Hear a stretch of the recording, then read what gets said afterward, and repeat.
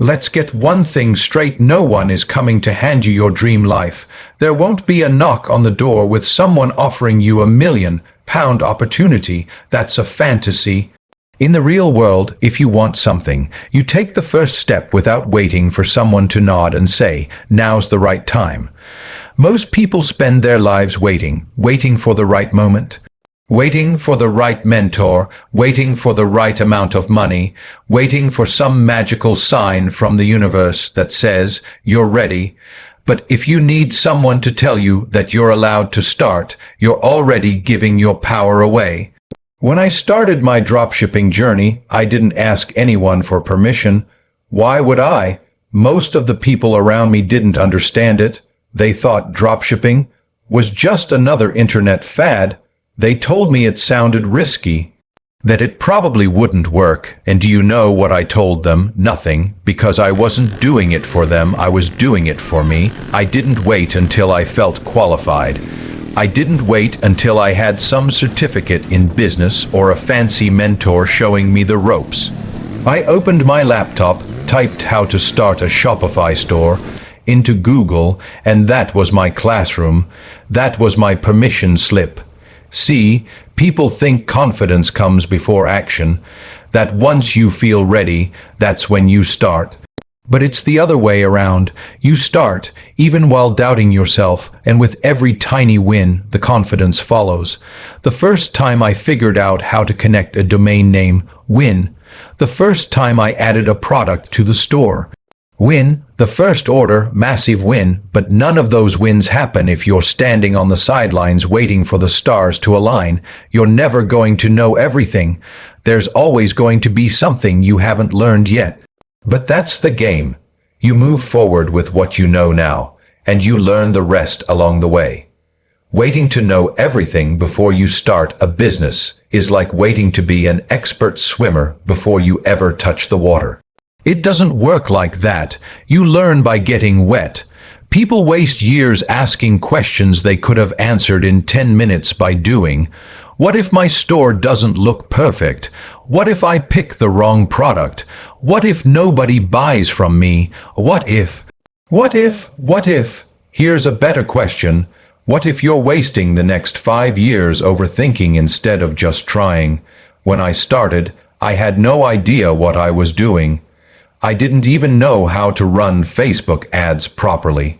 I didn't know which suppliers to trust, but I learned by doing, and every mistake taught me more than any free course ever could.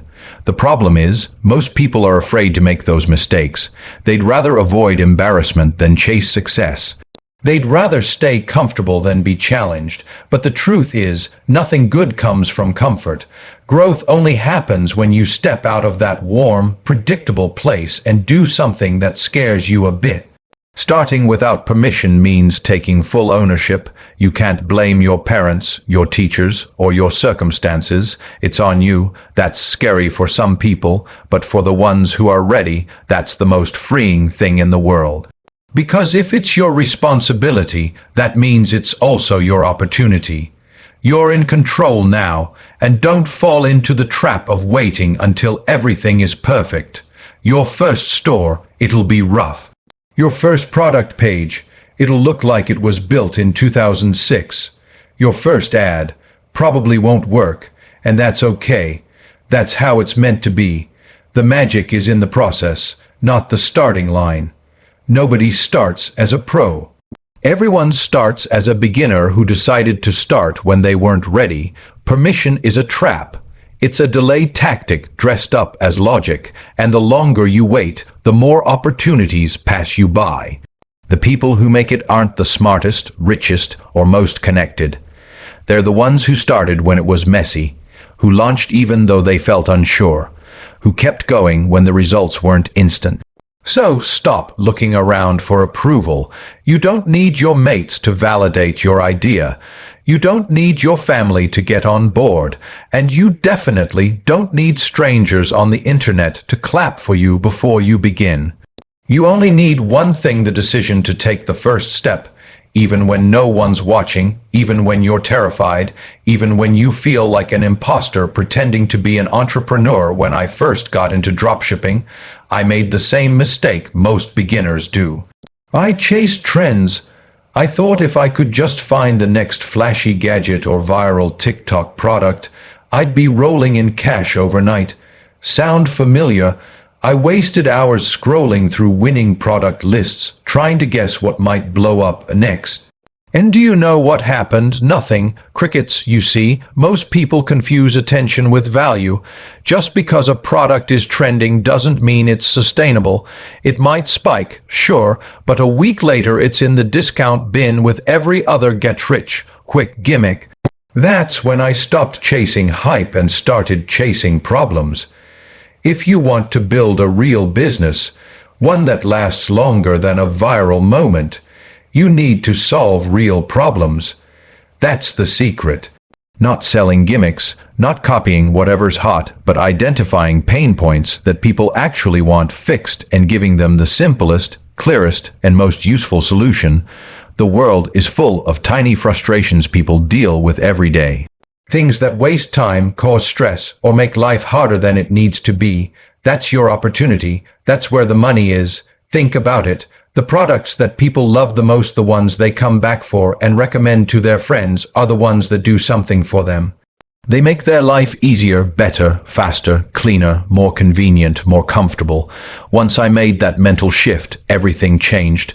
I stopped looking for viral fidget toys and started thinking like a problem solver. I asked questions. What's annoying people right now? What's broken in their routine? What do they complain about on Reddit, Facebook, or in product reviews? I wasn't looking for excitement, I was looking for frustration. And then I built a business around fixing it. I'll give you a concrete example. One of my first successful products was so boring it almost put me to sleep. A simple car organizer. That's it. Nothing fancy. But it fixed a clear problem. People's cars were cluttered, their coffee cups were flying around, and they couldn't find their sunglasses when they needed them. The product didn't wow anyone, but it worked. It filled a gap, it made sense, and that's why it sold. When you focus on solving problems, two things happen. First, you build trust. People can tell when you're not just pushing junk for a quick buck. When your product genuinely helps them, they remember, they come back, they tell their mates. Second, it gives you long-term leverage. Instead of chasing new trends every month, you can build systems, create content, and run ads around a solution that's always needed. Now, here's the catch. Not every cool product solves a problem, and not every problem solver needs to be flashy. The best products usually live in that sweet spot between simple and effective, and here's something people forget. Sometimes, solving a problem just means making something easier. You don't have to cure cancer. You just have to make life 10% better for someone. But how do you know if a product solves a problem? Ask yourself, does this save time? Does it reduce stress? Does it replace an old, clunky method? Is it something people need more than once?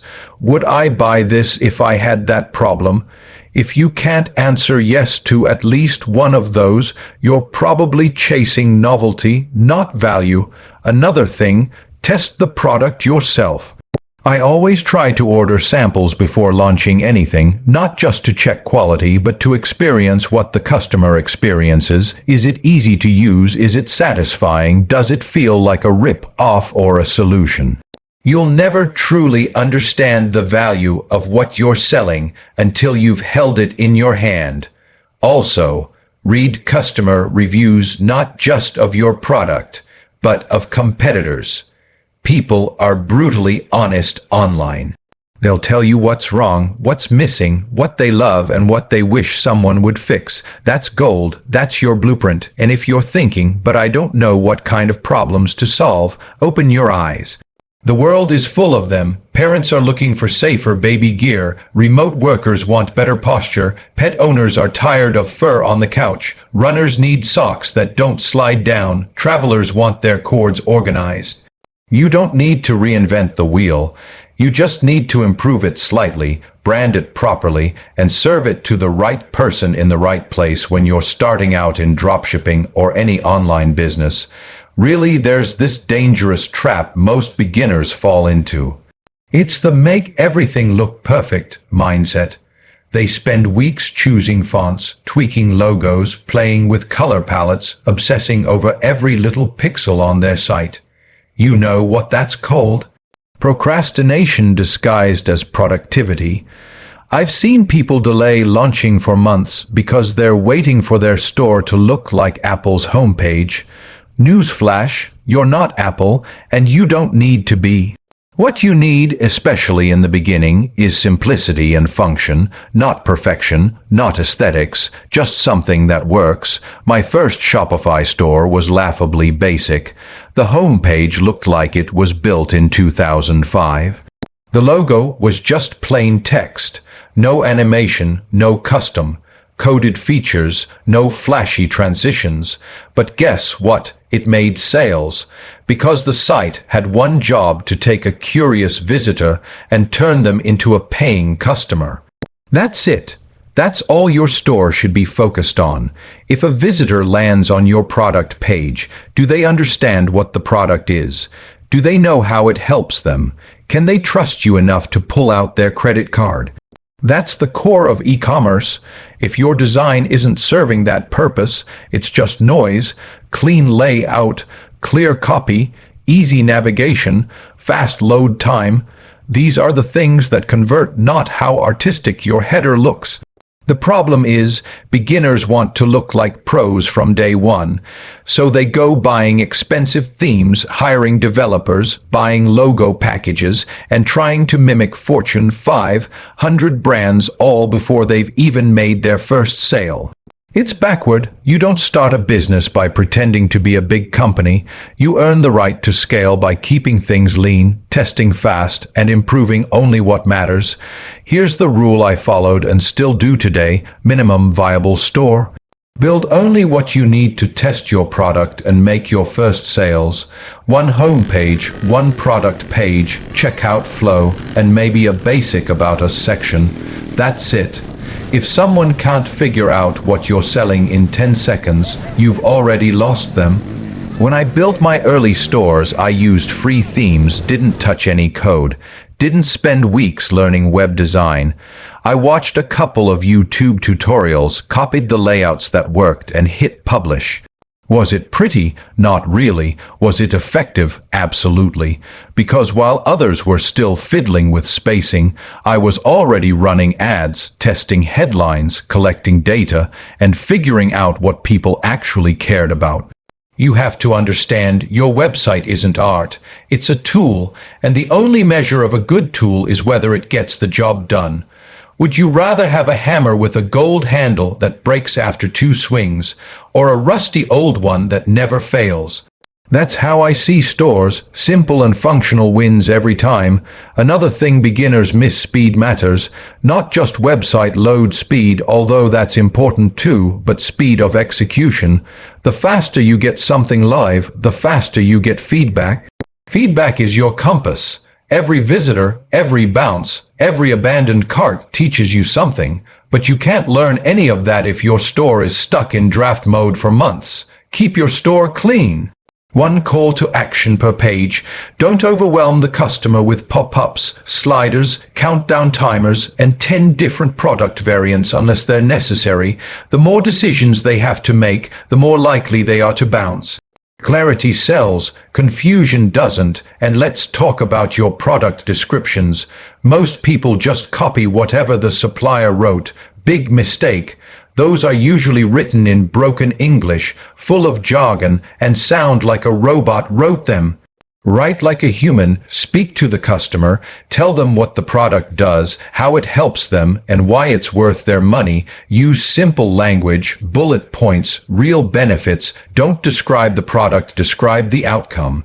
Also, don't waste time trying to be clever. Clever copy rarely converts. Clear copy always does. Your product page should feel like a conversation with a friend, not a tech brochure. Tired of your cables getting tangled? Here's a simple way to keep them organized. No more mess, no more hassle. That kind of writing connects. It's not fancy, but it works. Every part of your store should lead the customer toward one thing: buying. If it doesn't serve that purpose, strip it away. Fancy animations don't close sales. A clear offer does, and if you're spending more time tweaking your homepage than running ads or learning what your customers want, you're focused on the wrong thing. One of the biggest lies people fall for when starting a dropshipping business is this idea that you need to spend hundreds or thousands on ads right out of the gate. They watch a few flashy YouTube tutorials showing someone scaling a store to 6 figures with Facebook ads and assume that's the only way to win. But what they don't tell you is that those ad campaigns were built on experience, not luck. If you don't know what you're doing, paid ads are the fastest way to burn through your money and learn nothing. When I started, I didn't have a big budget. I wasn't sitting on piles of cash just waiting to be thrown into a meta campaign. I had time, I had effort, and I had a phone that was enough. So I leaned into the power of free traffic, and I learned how to hustle the hard way. See, most people underestimate just how powerful organic reach can be, especially today. TikTok, Instagram Reels, YouTube Shorts, these platforms are literally designed to push your content to people who don't follow you. You don't need 0 followers. You don't need a blue check. You just need content that speaks to your audience, content that stops them mid-scroll and makes them pay attention. My first viral video was filmed on a budget of 0. No fancy gear, no studio lights, no background music. Just the product in my hands and my voice explaining how it solved a problem. I didn't overthink it. I just showed the item, demonstrated the pain point, and walked through how it worked. That one video brought in more traffic to my store than any paid ad had up until that point. And here's the kicker: organic traffic isn't just free, it's valuable. People who discover you through content tend to be more engaged, more trusting, and more likely to buy again. They didn't get tricked by a sales funnel or an ad campaign. They came because they saw something useful, entertaining, or relatable. That's real connection. That's brand building. I used to film 5 or 6 videos a day. Product demos, customer use cases, FAQ breakdowns, even simple unboxings. I'd post them everywhere: TikTok, Instagram, YouTube Shorts, Pinterest, wherever I could. Was it a grind? Yes. Was it worth it? More than anything, because while others were busy testing ad creatives that cost $50 a day, I was building an audience for free.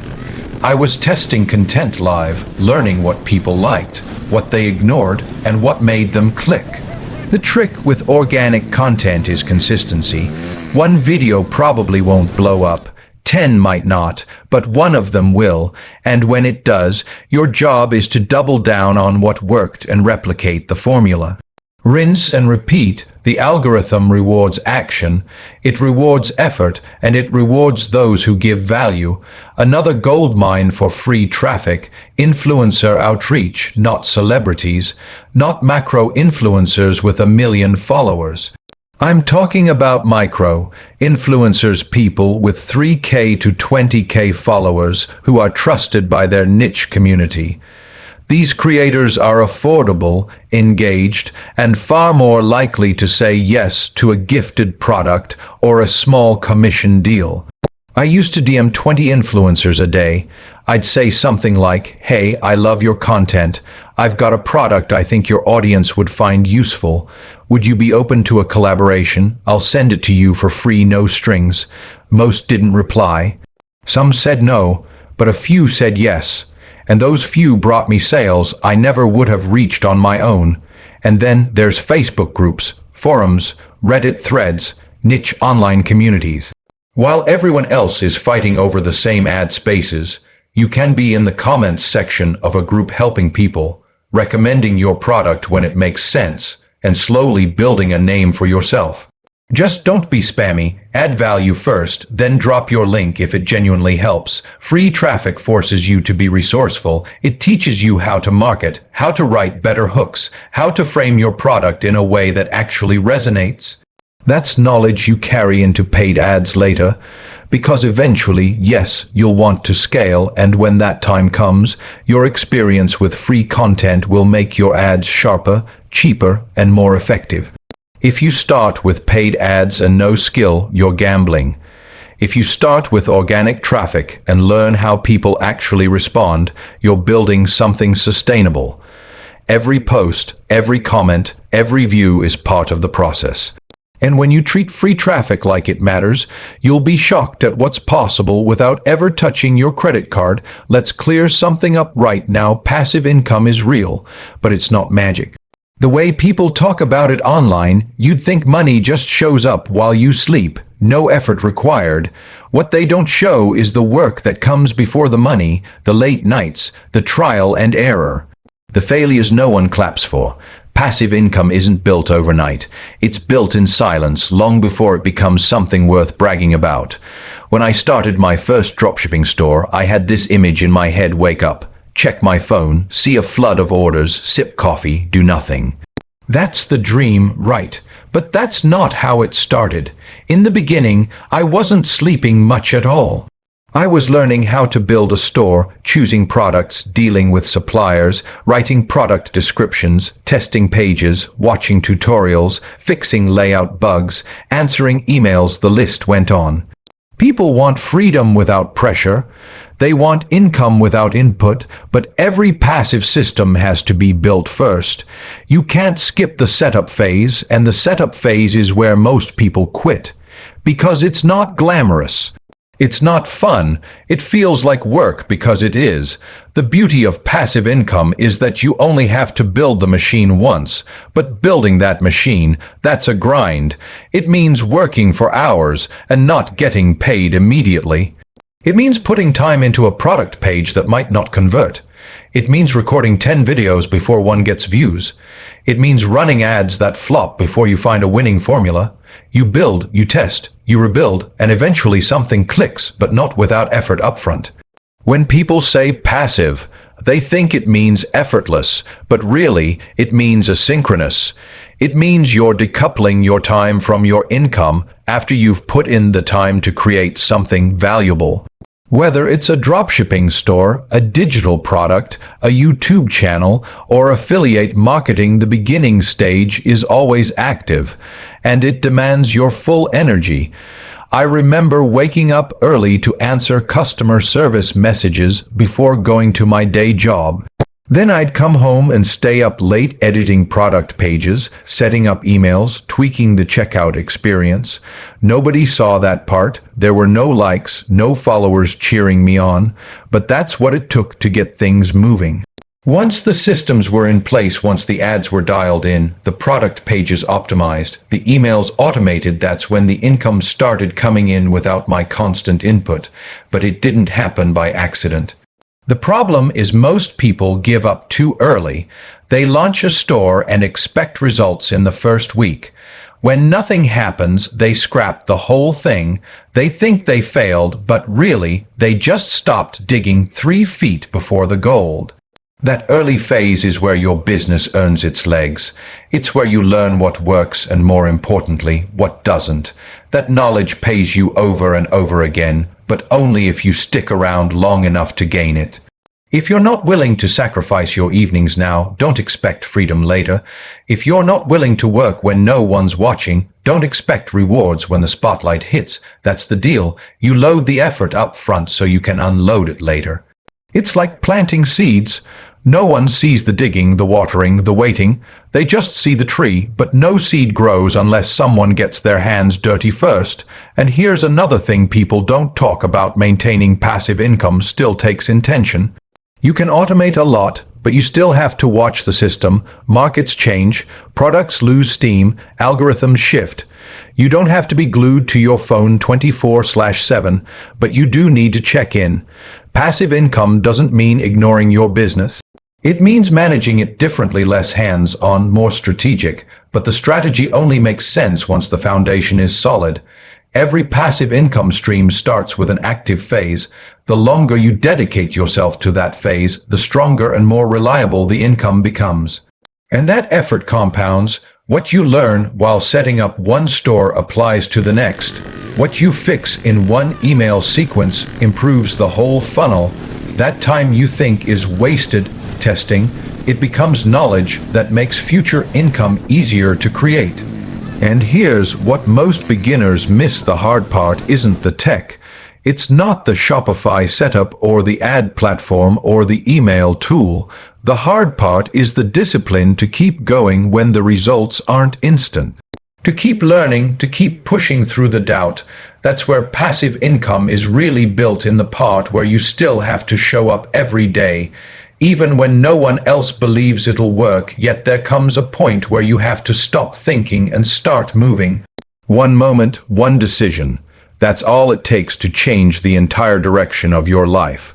But most people don't realize they're standing at that point. They think their lives are fixed, their potential already defined, their path laid out by someone else: school, parents, society, whatever box they've been handed. But in reality, every day is a fork in the road. And the decision you make, even a small one, can set off a chain reaction you'll look back on years later and say, "That's when everything started." When I made the decision to try dropshipping, it didn't feel like a movie moment. There was no music playing in the background, no lightning bolt. It was quiet. Just me staring at my laptop, frustrated with where I was, and fed up with doing the same thing every day, expecting different results. I didn't have a big plan. I didn't even know if it would work, but I knew one thing: if I kept doing what I was doing, I'd keep getting what I was getting, and I wasn't okay with that anymore. That's how change begins, not with guarantees, but with dissatisfaction. When you finally get tired of your own excuses, when the fear of staying the same becomes bigger than the fear of failing, that's when you're ready. And once you make that decision, even if it's just to try, you've already taken the power back. You've stepped out of the waiting room and into the arena. People think life changes when something external happens: a promotion, a lucky break, someone handing you an opportunity. But real change always starts from the inside. A decision is internal. It's invisible at first, but it's also irreversible. Once you decide to commit to something, to build something, to push past your limits, you can't go back to ignorance. You might fail, yes, but you'll never again be the person who didn't try, and that's powerful. I didn't know how to build a website. I didn't know what product would sell. I didn't have a blueprint, but I made one decision to figure it out. And that one decision led to another. Learn Shopify, learn how to write a product description, learn how to run an ad. Each step was built on the first. If I hadn't taken that initial leap, none of it would have followed. The reason most people never get started isn't because they're lazy. It's because they think too far ahead. They try to see the entire staircase before taking the first step. But life doesn't work like that. You don't get to see the full plan. You get to see the next move, that's it. And when you take it, the next one reveals itself. You don't build momentum by overthinking. You build momentum by moving. One decision doesn't mean you'll succeed overnight. In fact, you probably won't. You'll make mistakes. You'll doubt yourself. You'll hit walls. But the decision itself becomes an anchor, a commitment. Something you return to when things get hard. Why did I start this? What was I running from? What was I reaching for? That clarity keeps you in the game long after motivation fades. Sometimes the decision is small. Clicking publish on your first store, recording your first product demo, sending your first email to a supplier. These things might not seem like much at the time, but they open doors. They create feedback. They move you out of theory and into reality, and reality is where growth happens. You don't need to know everything. You don't need a step-by-step manual handed down from a millionaire. You need to decide you're done waiting. That's the spark. After that, everything you need is learnable. Everything you fear is survivable. Every obstacle is just a problem waiting for a solution you haven't discovered yet. The people who go on to build successful businesses, they weren't smarter. They weren't more creative. They weren't born with some secret talent. They just decided to start, and they made that decision again and again, especially when things weren't going well. They decided to keep showing up, keep learning, keep improving. All of it traces back to that one initial moment where they stopped talking about it and actually did something. What holds most people back isn't a lack of information. It's hesitation. They're waiting for a perfect moment that doesn't exist. They're waiting for everything to line up. But life rarely offers that. You get a window, a feeling, a spark, and you either act on it or you don't. That's the truth. No one wants to admit that the difference between the person you are and the person you want to become is one decision, made consistently, even when no one else believes in you yet, even when you're not sure you believe in yourself yet, even when the results haven't shown up, and the wins are still weeks or months away, because deep down you know that staying where you are costs more than taking the risk ever could.